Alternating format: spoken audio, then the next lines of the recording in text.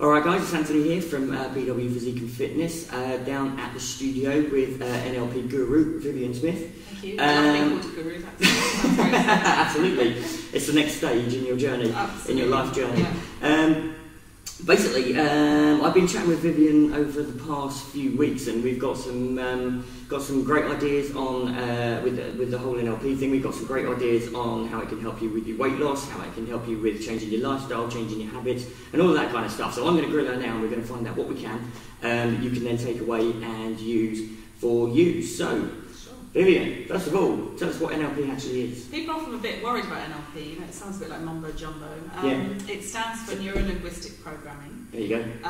It was invented in the 1960s, 1970s by two guys. One was a computer programmer and one was a linguist. So Richard Bandler was the computer programmer and John Grinder the linguist. Okay. And what they did was they studied three really fantastic therapists. There was a family therapist called Virginia Satir, there was a Gestalt therapist called Fritz Perls, and Milton Erickson, who was kind of the grandfather of hypnosis, really. He was the first therapist that got it recognised by the American Medical Association. It was the first time hypnosis was actually accepted, if you like, as a healing therapy. And these are all people who got fantastic results with their clients. You know, they effected amazing changes in the lives of their clients. And these two guys wanted to study exactly what happened. You know, what exactly did they do, and break it down. And they wanted to know specifically what happened when change was occurring. You know, in the minds and the thoughts of the clients. And they discovered many things. Sometimes it was a surprise to therapists themselves because they sort of behaved quite instinctively. But they were particularly interested because traditionally it would take months or maybe years of therapy to achieve a change. And they wanted to get like instant results they could replicate very, very fast to get the same results but in a sort of fraction of the time. That's basically what NLP I was going to say that's very indicative of our current society, isn't it? Which is, we want it yesterday, and we're all like that, aren't we? You know, we just want it. We want it done. Absolutely. So the neuro part of it is relating to your neurology, your mind, kind of how you experience reality. So whether it's in visual terms, you know, through sight, auditory, through your hearing, could be kinesthetic, you know, through your feelings, and also you've got the sense of smell and the sense of taste as well. So it's kind of how we experience that. And then working on how better to direct our experiences. So actually working on perhaps different ways of doing that. Linguistic, we all use language in a different way. And again, we'll be influenced perhaps by the fact that we're visual, in which case we'll talk about, you know, I see what you mean, I can really imagine that, picture that. Auditory could be, I hear what you're saying, you know, that rings a bell. Yeah. And I'm sure as I'm saying this, you'll think about people you know and thinking, oh yeah, that sounds like so-and-so. Kinesthetic people will tend to speak much more slowly and more measured in their approach. And they'll talk about their feelings, they'll talk about what feels good to them, they'll talk about getting a handle on a problem, you know, getting to grips with something. So they use very, very different language. So the linguistic side of it is how we communicate with other people, and maybe how we can do that better. But also how we talk to ourselves, because you know we've all got like a loop of self-talk going on in our heads. There's a monologue going on all the time. Exactly. So looking at language to affect change in clients, but also learning how to effectively communicate with other people. So if you really don't get on with someone, you can try this at home again. Try listening to their dialogue. Picking out the keywords and thinking, oh, they sound maybe like they might be visual, if they're using visual imagery, and then speed up your communication, use the same sorts of words, paint the same kind of pictures. So change your way of speaking, communicating. You'll find that it does wonders if you really don't get on with someone. Interesting. So you're kind of, you know, coming to where they are. And then the programming, of course, I mentioned a computer programmer. He looked at the brain as basically a computer. So obviously depending on your software, you get different results. It might be looking at the current software that's running your brain and therefore your behaviour. and then perhaps thinking about upgrading it or updating it, maybe installing new software altogether. Yeah. Starting again. Yeah, exactly. Reset. So, exactly. Yeah. Format reinstall. I'm familiar with that term. Off and on again. Yeah, exactly. So, those are the sort of elements of NLP. So it sounds very complicated, and in many ways it is, but in fact the change happens very quickly. Yeah. And that's the great thing about it, as we said, instant society. Yes, absolutely. Yeah. Yeah. Most of the things I found that people, basically all of their behaviour and all of that kind of stuff that people tend to particularly come to me with when we start working with them and getting them to lose weight and so on, is all learned behaviour. It's stuff that they've picked up over time, whether it's their environment or stuff that they've done. Basically, it's all stuff that they've done over and over again, and they've basically learned. And a lot of association as well, and things you associate things with certain feelings and so on. Absolutely. Which is basically one of the things that you can work on, isn't it, with NLP? You can Yes. I mean, we're all creatures of habit. Yeah. And our habits and routines often are going on in the background. We're not even aware that we're behaving in this way. So some of the time, what we're doing with NLP and hypnosis is actually stopping, eliciting the strategy or the habit, the routine. What has to happen first, and then what happens, and then how's the person feeling, and then what do they go on to do? Breaking it down. Sometimes kind of scrabbling it up so that they can't behave that way, and I think we're going to see that, aren't we, with the strategy scramble. That's right. We filmed that a little while ago. We're actually going to put that up over the next couple of weeks. Very interesting stuff. Stay tuned. Okay. Which is a good way to kind of mix up a habit that's not very helpful. Yeah. So that's certainly one thing. And then you talk about association. We'll often behave a certain way because of a past experience, maybe in childhood even. For instance, I'll give you an example of myself. Like many of you, I'm a work in progress, so I've lost a lot of weight, still more to come. But I'm these days quite healthy and fit, and I've changed my lifestyle really. But when I look back to my early 20s, I worked in the health and beauty business then, and a trainer I was working with, who was training a whole load of staff, including me, in the salon, she was very, very critical, and she went around each person in turn and basically said something pretty negative, and then carried on with the training. Now, I didn't really notice that she was doing it to everyone else, although I do remember one older lady who was told that she was probably too old to be working in the industry, which I think is pretty harsh. Great way to make friends. Exactly, friends of influence. Absolutely. And to me, she said, well, I was a size 12 at the time. I was fit and toned and quite happy with myself, really. She said, so she had a good look at me and looked me up and down and said, well, actually, you should be a size 10. And, I totally bought it. I thought, yeah, absolutely, that's what I should be, because she was the expert. Yeah, absolutely. But at the same time, as well as deciding to believe her, I also thought, but I can't do that. I know I can't be a size 10. It's too much of a struggle. So those two things caused me to make a very illogical decision, really, which was what we call in NLP terms a limiting decision, where I decided that I would never be the right size. I mean, how crazy is that? And I don't regard myself as particularly stupid. Yeah. Obviously I was being stupid then. And what I found out as I've been through my weight loss journey is I've looked at a lot of things like that, a lot of events in the past and decisions, emotions and stuff that were holding me back and literally dragging me down, weighing me down, you could say. And once I'd released those decisions, emotions, those behaviours changed. Yeah. So what I can do with people is to help them to get rid of all that, clear it out. Think about spring cleaning, it's a good time of the year to do it. Clear out all those unhelpful thoughts, memories. We can't necessarily change the past, but we can certainly change the way you think about it. Yeah. So it's changing history because you're storing the memory in a different way, if that makes sense. So it's helping you to rewrite your history in a more positive light that doesn't kind of hold you back and prevent you from going forward. Gotcha.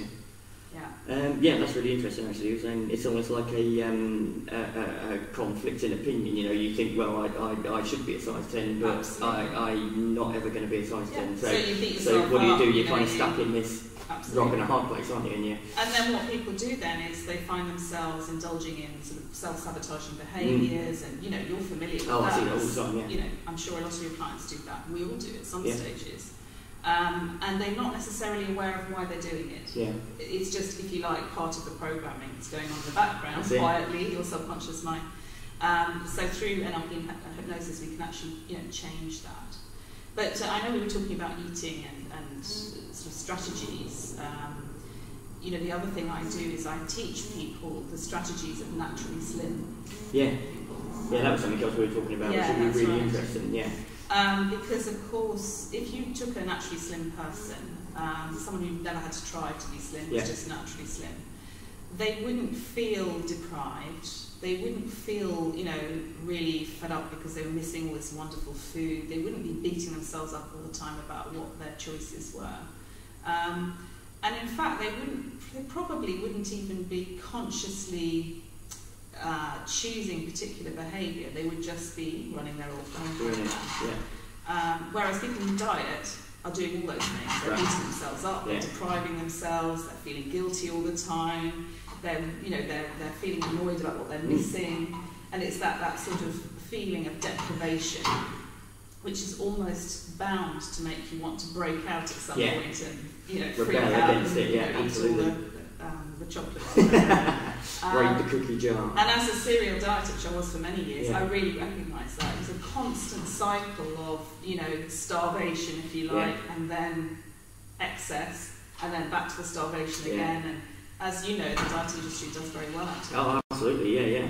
Again, it's one of the big things that I stress over and over again. Anyone who's spent any time on my blog will know that you should never ever diet. No. Because, by definition, again, a diet is something that you do for a period of time, which means it is something that you're going to stop. Which basically means if you're doing it for a period of time, it means that you're doing something that you consider to be out of the ordinary. And it always will be. So it means you can get off it, you can stop, and then what happens? You go back to what you consider ordinary. And then put a whole load more weight on usually in the process. Exactly, because ordinary is what got you at the beginning of the diet in the first place, what you consider to be ordinary. Your metabolism, your brain, your thinking has gone into kind of starvation mode. Right.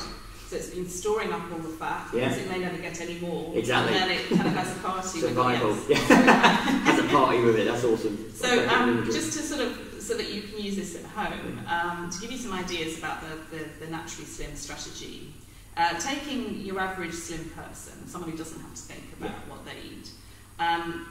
So let's look at what makes them hungry. Well, it might be that they just see the time and realise it's lunchtime.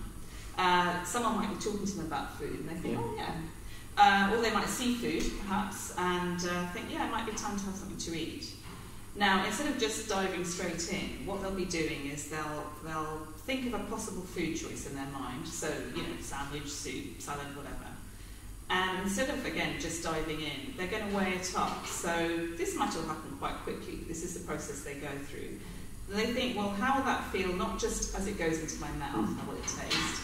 How will it feel kind of sliding down into my stomach? How will it feel in my stomach? And then how's it going to feel in 2 or 3 hours' time when I'm digesting it? Because, of course, us sort of eaters for gratification, instant gratification, they just think about the taste. Now. What's it going to taste like now? Not... and I'm going to have stomachache for the next 4 hours because, I actually just agree with you. So they'll weigh up that choice. If they like how they feel in the long term, then they'll hang on to that as a possibility. And then pick another option. So this might go on, this process, for 2 or 3 or 4 choices, whilst they kind of weigh it up and think, well, what would feel good not just now, but in the future? If they would actually just feel better not eating anything, then they might discard all of them and carry on with their day until they really are hungry. Or if they definitely are hungry and one of the food choices makes sense, that's what they'll eat. And you might say, well, surely that's not realistic, and even slim people overeat. I've seen, my slim friend gorging chocolate cake or whatever. And I would say if you actually followed them around with a video cam and had a look at them, yes, they might occasionally overeat, it's true. We all have the what the hell moments. But you might find they don't eat very much of their portion of chocolate cake, actually, because they really do feel full quicker. You might feel that they'll eat it, or you might find that they'll eat it, but then in the next couple of days they might just naturally balance it out by eating slightly less for the next couple of meals or the next couple of days. And if they really overeat, really overindulge, like say Christmas Day or Easter or any of the big celebrations, we tend to do that, it may be that they feel so awful afterwards that it takes them a really long time before they do that again. You know, they're kind of processing the results all the time, and they're very aware of them. And you might find that they say, oh no, I remember last Christmas it was terrible, I felt ill for days, you know, and the next time they adjust their behaviour so they're not going to feel like that. So that's certainly something with NLP and hypnosis I can install that for you so that it's just a natural, you know, a natural process that you go through. Yeah. You can certainly do it consciously, and I think people can take from this, you know, that they can actually do that consciously. And I think the other thing that is often very useful when I'm trying to instill sort of good, healthy habits for people, either, again, in hypnosis or with NLP, is looking at how we eat, you know. And there are lots and lots of things out there which, when you think about it, make a lot of sense, you know. Don't necessarily eat with alcohol at the same time, because chances are you'll eat more. Drink a glass of water before you eat, because then, you know, that'll calm everything down. And, you know, that first kind of rush of, I'm really, really hungry. Try not to eat at the same time as doing other things. You know, we've all done it. You know, you have a sandwich at the same time you're looking at a magazine, watching TV, whatever. And then you come to, and then suddenly you've eaten much, much more than you needed to. So I think savouring the food, you know, the theory is that you should be able to have whatever you like if you follow the rules of really enjoying it and really savouring it. And someone once said that your stomach doesn't have teeth, which is true. So if you can't break it down in your mouth by chewing it properly, really it doesn't have an awful lot of good, you know, chance of digesting well as it goes down the body if it's, you know, still in solid form. So make sure that you chew it thoroughly, but really, really enjoy it. And I think that's the thing, because often overeaters will say they didn't even really notice the food when they were eating it. You know? I see a lot of people, they, again, it's just not a conscious thing. They're just eating for the sake of eating. They don't even really kind of notice what they're eating, don't really, you know, take in any of the taste, don't take in any of it, and it's just something that they've done. You know, you get a box of chocolates, you'll just go through the chocolates and then they'll be gone. On autopilot. Basically. And then so they don't have any fun. That's the sad thing, because food should be a joy, it should be a pleasure, it shouldn't be the enemy. You know, it should be something that you really, really love. And then the other thing is, you know, eat slowly. Because you'll become full a lot faster if you're actually eating slowly. And stop before you're full. You know, stop when you're no longer hungry, not when you're stuffed. Not when you're stuffed. You know, like can't move, you know, whatever. Stop then, because you can always have more food later on if you need to. That's a really good, again, a really good point you picked up then, was that they don't have fun when they're eating it, and that's actually true, because I mean, I'd say most of the people who start changing their lifestyle to lose weight and so on will say, you know, that a lot of the stuff they eat is that they're not going to have fun eating, when 90% of the time they probably don't anyway, and it's actually only that kind of 10% of the time that they do, because the rest of the time, although they're eating the fun stuff, you know, all the stuff that they consider, you know, fun and all of that stuff, they're not actually paying attention to it anyway. So, and it just kind of, you know, goes down, whereas people who are naturally slim are thinking about that all the time, even if it's unconscious, it's just ticking over, you know what I mean? So ultimately, you know, you're not having any less fun.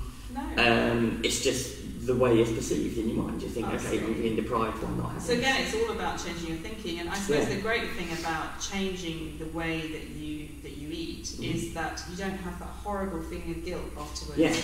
And most people who feel that they overeat do have that. You know.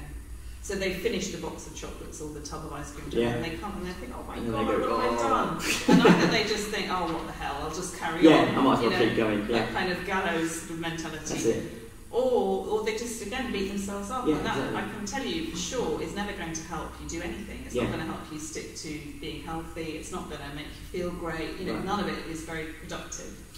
I find there's basically two types of people who will either do one of those two things. Either they will, you know, they'll feel really bad about it. They'll beat themselves up, and that can go on. So what they'll do is they kind of have this cut off, and they'll go, right, that's it. I'm not going to eat pretty much. They'll kind of go overboard for the next like 2 days, you know, and go completely off the other deep end and hardly eat anything.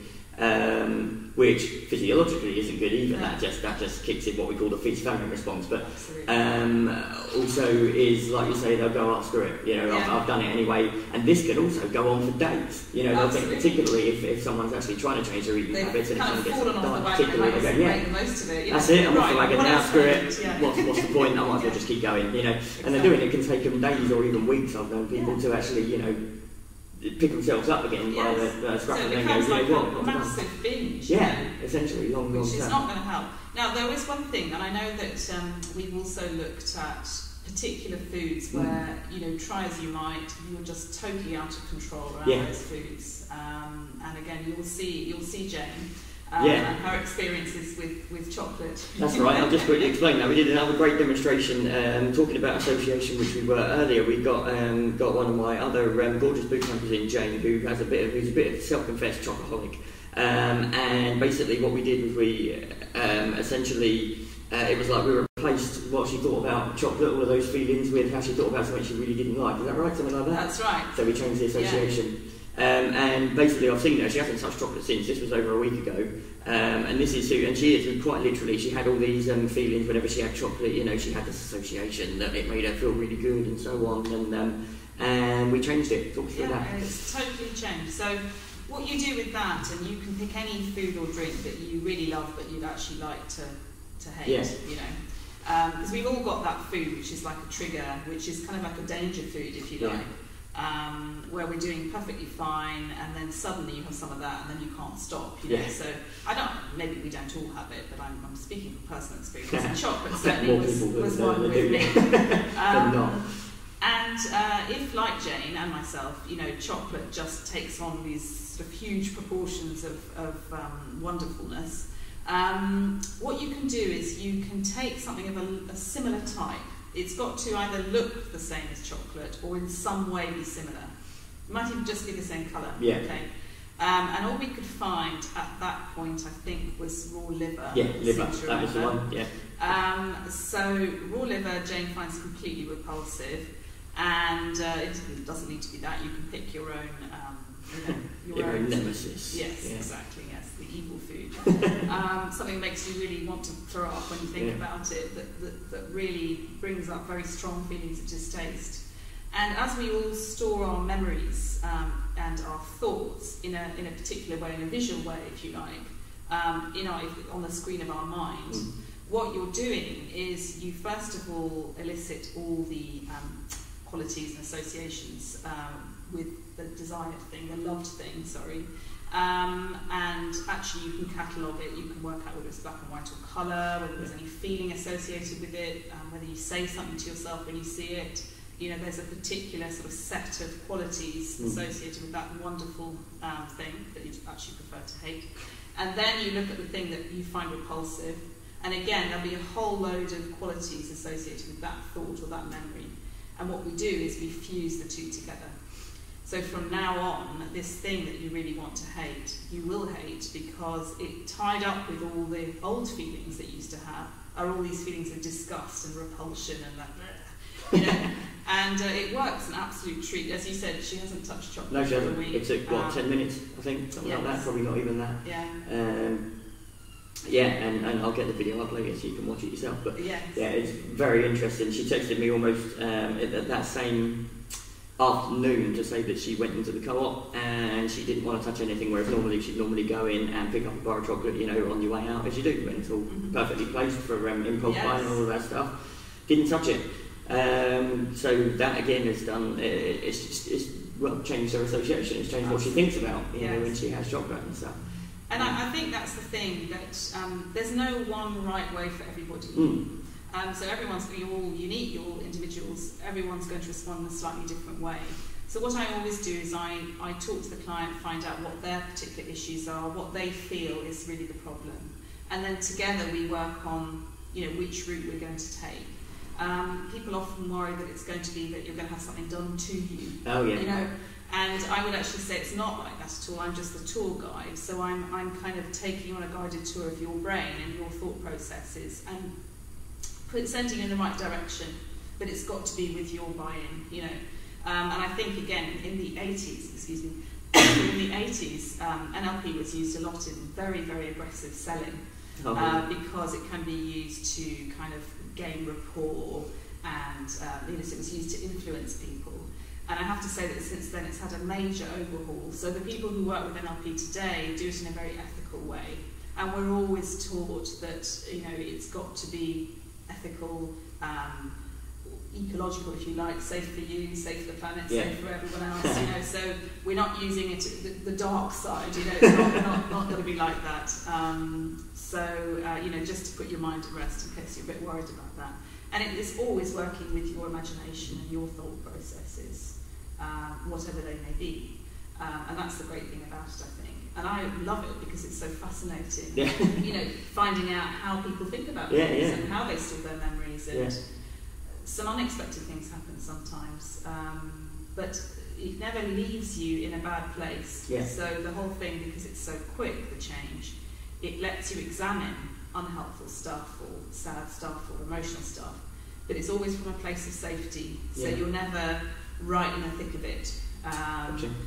So you're always, you might examine it, let it go, and then come to a place of safety again, which I really like about it, because I know with some traditional therapies you might be encouraged perhaps to explore your anger or whatever, and then what do you do with it? You don't go around being angry all the time. So when it comes to our behaviours around food, we can feel calm and relaxed afterwards because we've kind of done the work, and then we can enjoy getting fit, changing our lifestyle for the better and whatever, without these kind of demons, if you like, sitting on your shoulder. On your shoulder, prodding a little bit full. Exactly. So it's to make the whole process more enjoyable, really, and it's kind of so that you get out of your own way. That's really we're not like our own worst enemy, I think, in a lot of cases. Absolutely. Excellent. So we'll put those videos up later anyway, so look out for those. We used Jane for both of those. We did, like I say, we did the like to hate, was it? Like to dislike. Like to dislike, there we go, like to dislike, where we did the association with the chocolate and the liver, which was brilliant. I think you'll really enjoy that. And the mind scramble, strategy scramble. When we went through the kind of process that Jane went through that took her to overeating and snacking and things like that, and essentially we scrambled it up, is that right? Basically you scrambled it up and kind of put a bit of a spanner in the works, when you're thinking about it in sequence and what you do. So I'll get both of those up. And there's some tips for you as well, if you want to do something at home, things to be aware of. Get it in there, give you stuff to get it on. My message really would be to start being more aware generally. Stop yourself when you're doing something weird and think, wow, I wonder why I'm doing that. Because we always have choices, and I think I try to give people that chance to pause before they make the wrong decision. But it is something, if you get very, very aware, and you can start doing this already for yourself, thinking, well, what would a slim person eat? What would a slim person do? You can even think of the skinnier version of yourself and think, what would skinny so-and-so do? And it's a game, if you like, it's a little game. But kind of get in touch with your inner child and really explore that, because it doesn't matter in a sense how you do it. What matters is the results. That's a really good tip in itself. Actually, just being aware of what you do. Because most people just aren't aware. They just do everything on autopilot. They eat on autopilot. All of that stuff. Go and get food on autopilot. Being aware is a really good tip in itself. Awesome. Right, well, thanks to Vivian for coming along and spilling all of those awesome tips. I hope you got some tons of value out of that. So where can I go and find out more about you? My company is called Personal Breakthrough, Coaching for the Life You Deserve, and my website is www.thelifeyoudeserve.co.uk. So do drop me a line. You can probably come and see me at one of Anthony's workshops coming up, and I'd be happy to answer any questions. Everyone gets a free 30-minute session with me, because I do think this is the kind of thing where people are often unsure, they'd love to come and have a taster. So that's always on offer. You can always come and just have a 30-minute taster and decide whether it's for you or not. Excellent. Good stuff. Awesome. Right, well, like I say, check that out. We've got loads out of these tips, and we'll catch you next time. Thanks very much.